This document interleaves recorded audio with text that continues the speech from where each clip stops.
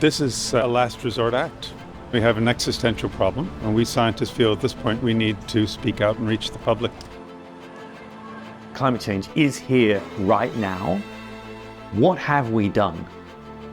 How will future generations look back on us? It possibly looks extreme or crazy or a bit mad. For me, this is a plan Z. Everything else has been tried. When I think about what the future looks like, it's hard not to feel really upset and really angry. It's about protecting people's lives. Hundreds of millions of people's lives are at stake.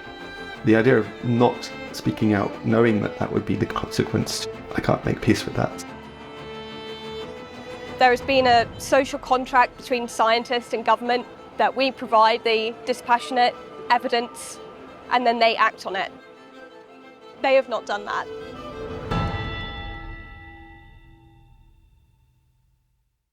My name's Colin Davis. I'm an academic. My official title is Chair in Cognitive Psychology at the University of Bristol. One thing I can distinctly remember is in 1988, so I was only 17 at the time. It was one of the first international climate conferences in Canada. It had got a lot of press coverage where scientists said, okay, yeah, we're sure now that the climate is changing and that it's because of our activities. I'm Dr. Aaron Thierry. I'm an ecologist by training.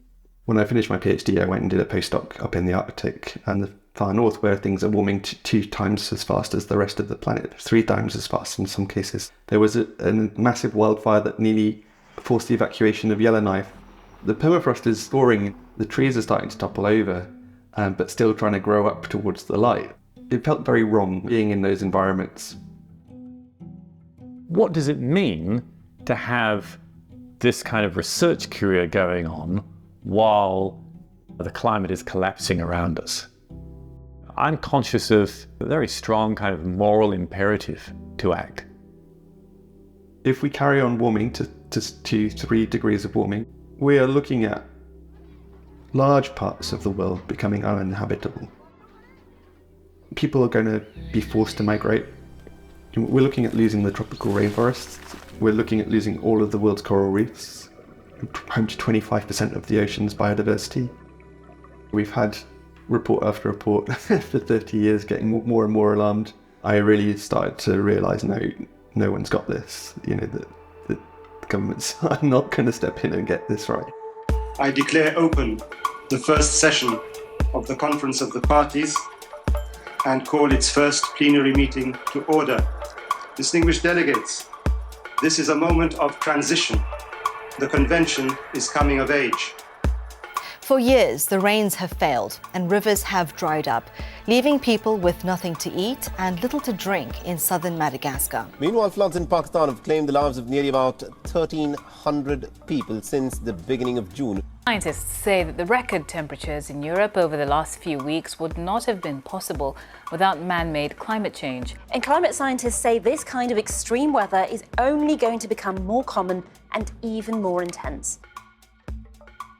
It might sound really naive, but I've been motivated to do science that hopefully has a positive impact on people ultimately. So I started off a career in science working on infectious diseases, so particularly malaria. One real turning point was when, during my PhD, I took an internship in science policy. And one of my jobs was to provide evidence when the government asked for it. We kept getting these consultation responses to our consultation responses that would say, oh, well, the government thanks the scientists for this evidence, but we're going to pursue this policy regardless. 10 years later, that I can see that really did plant a seed of realising that,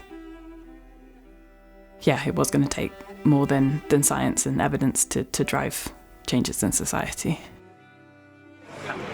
And I spent years generating this information, writing the scientific paper. What is the point of us creating this knowledge if the government are going to ignore it?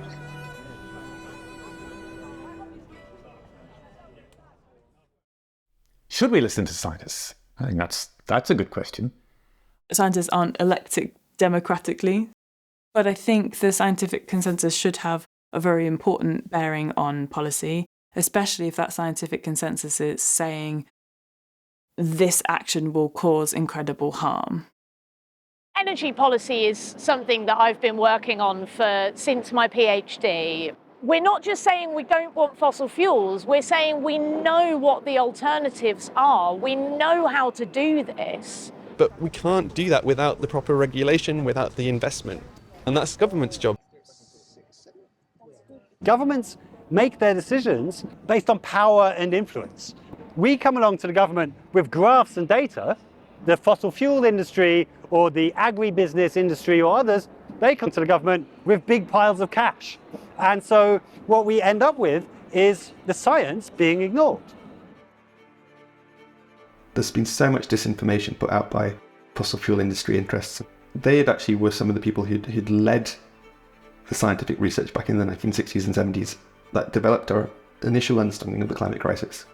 And then at some point in the 1980s or so, they decided to bury all of that and then to embark on a public campaign of disinformation and spin and lying. Because of all those years of delay, it's led us to where we are now. So this was a model from 1982 with startlingly accurate projections into the present That's day. correct. The orange line shows the actual level of carbon dioxide in the atmosphere through this year. And the blue line shows the actual average temperature change. So in 1982, Exxon accurately predicted that by this year, 2019, the Earth would hit a carbon dioxide concentration of 415 parts per million and a temperature increase of 1 degree Celsius. Dr. Hoffert, is that correct? We were excellent scientists.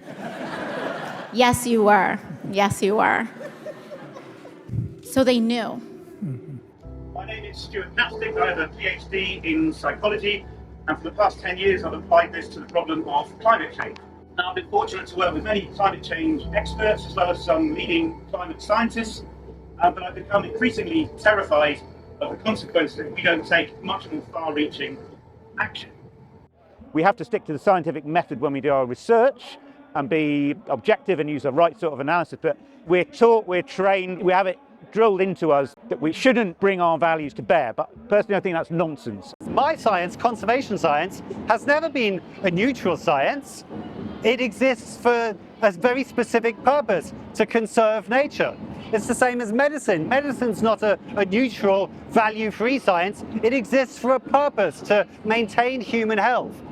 And to my mind, I mean, climate and ecological crises clearly sit on that spectrum, and it's perfectly okay and appropriate, necessary, I would argue, to have that stance of saying, well, these are things that we have to tackle.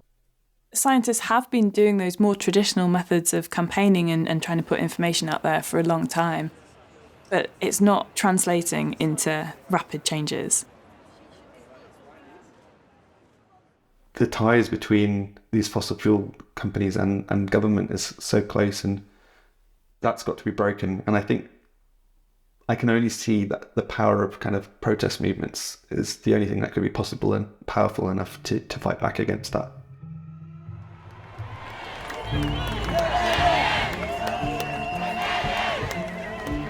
When Extinction Rebellion came along, I was at a point where I was so frustrated, so desperate to see change. So when that call came out of, are you ready to go into civil resistance and take up civil disobedience? I was there. It was like the light had been switched on. For the first time, someone was talking about this, acknowledging both how serious the problem was, but also coming up with a course of action that seemed commensurate with the scale of the problem. I saw people taking to the streets who seemed to have the same fears that I did, and with massive trepidation went down and sat in a road and joined them. In the process of doing that, I met people who really saw their role as a scientist, not just study the world around us, but to try to do something to protect it. People coming out into the streets was changing the conversation. It was getting the media to talk about it. What Extinction Rebellion was doing was taking scientific information and becoming influential with it. So we need action commensurate with the scale of the problem, Mr. Speaker. And this is where we start today, in declaring a climate and environment emergency. This motion gives us a basis on which to act, and that is why I commend this motion to the House. Can scientists do more and can scientists make a difference? Absolutely, absolutely. I worry that there are people out there that might think if things were really that bad, the scientists would be out on the streets, but they're not, so it must be okay. So having scientists taking this very public action of getting arrested is a way of saying, yes, actually, this really is serious and this requires immediate action.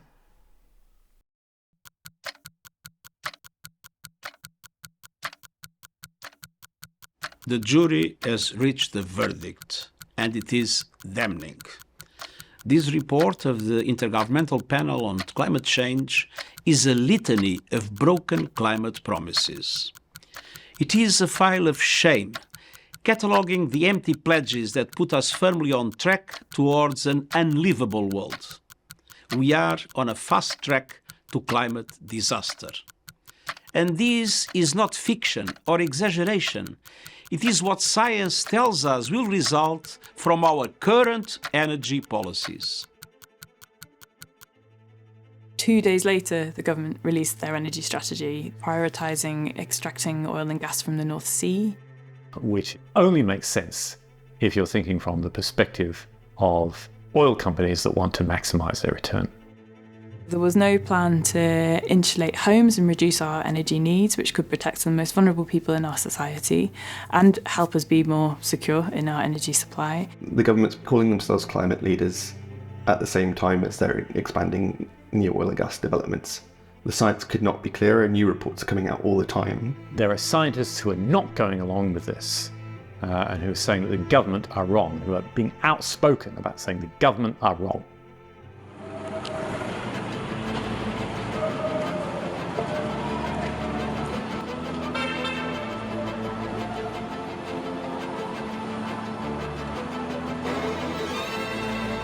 These are quotes from some of the most highly cited scientific papers showing that we cannot extract any more fossil fuels. Everyone is counting on us to stand up, to show up now. It's an act of conscience. The government has decided to start drilling again for new oil and gas. It's completely insane.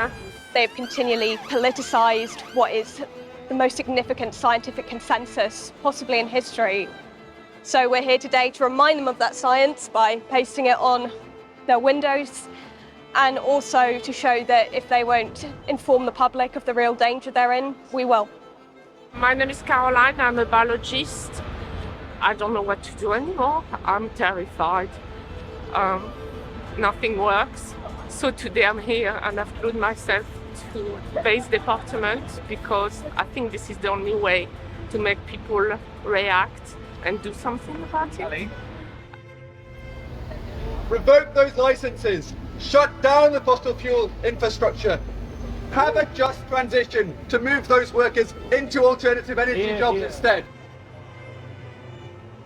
I'm here because working in the field of energy policy, myself and my colleagues going back decades have been showing the government how to create a sustainable, a secure and an affordable energy transition. And the energy strategy does exactly the opposite.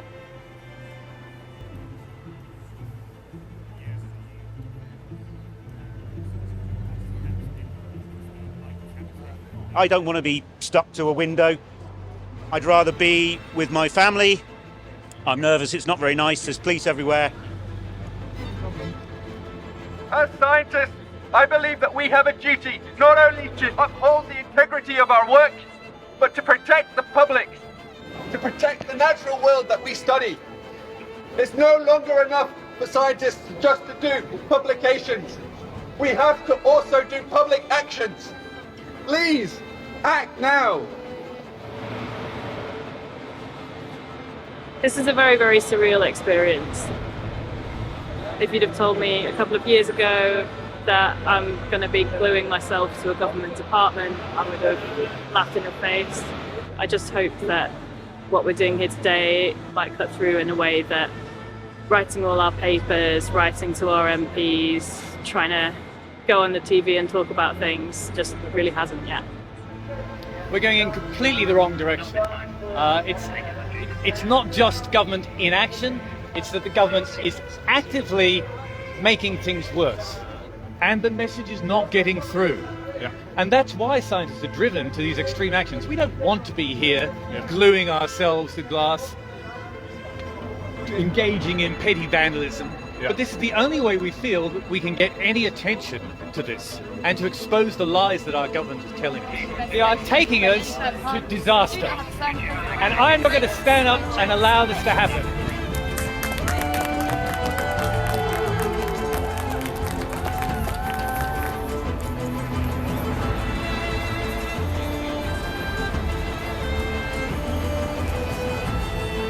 Feeling proud and feeling like I've fulfilled a duty to myself, but also a duty to the science and a duty to all my loved ones, my nephews and my nieces.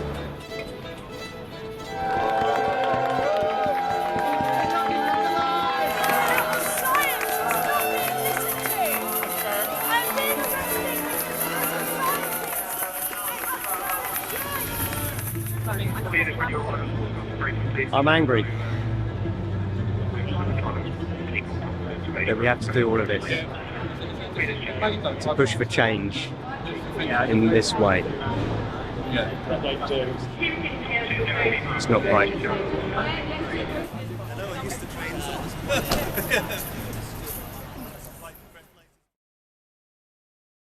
Nobody should be in a position where we're having to fight this fight. It's insane that we're here. My mum, when she sees her son getting arrested, she finds it very difficult to separate criminality from morality, in a sense that if you're doing something criminal, then it must be immoral. If you're doing something moral, then you can't be arrested, surely. We might be considered radical people, but we're not asking for anything radical. Millions of people are going to die. And it would be for the magistrates to think, well, what does the climate crisis mean to me? What is my responsibility? The judge, at the conclusion of my trial last time, said, what you are doing is so important. You have to succeed. Those were his words. You have to succeed.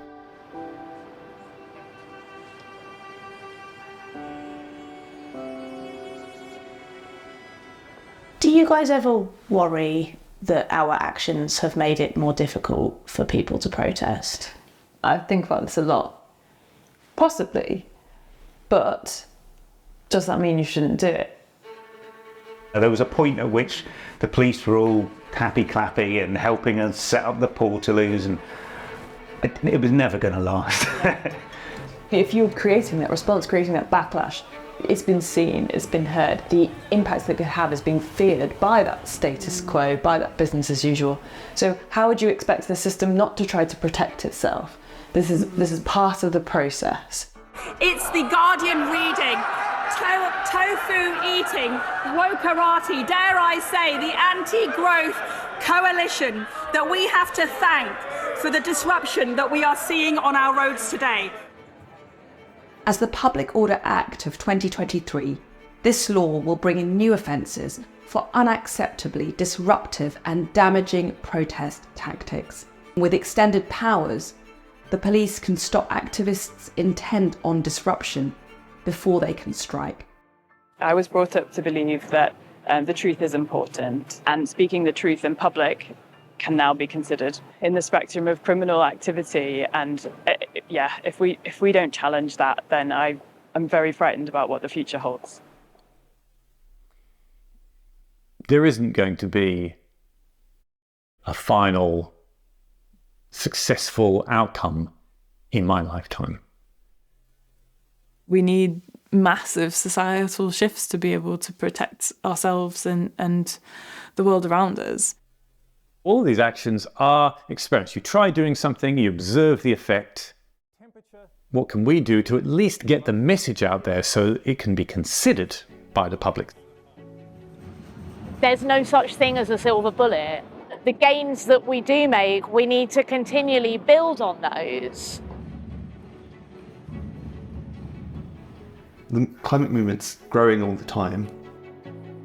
Across society, we're seeing ways in which we're chipping away at the influence of fossil fuel interests.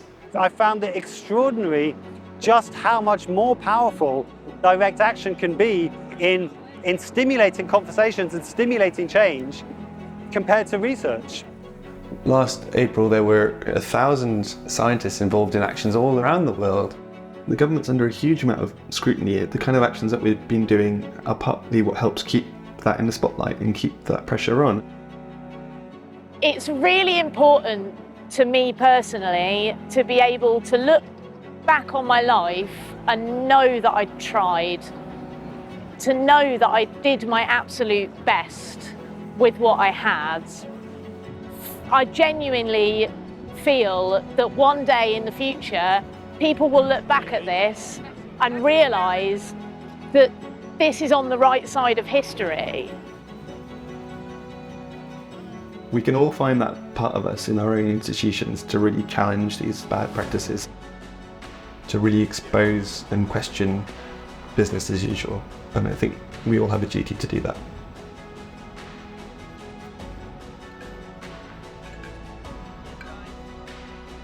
I'm actually a civil servant. I believe in these guys. These are scientists. You've got to look at why they're doing it, because they understand the science. They know what's happening. These are future heroes. No nature, no future. No nature, no future. No nature, no future. I'm a geoscientist and renewable energy specialist. I'm a molecular biologist. A professor at the University of London. Social science PhD student. Research scientist. Child zoologist. Astrophysicist. Medical researcher. Environmental scientist. Ecologist.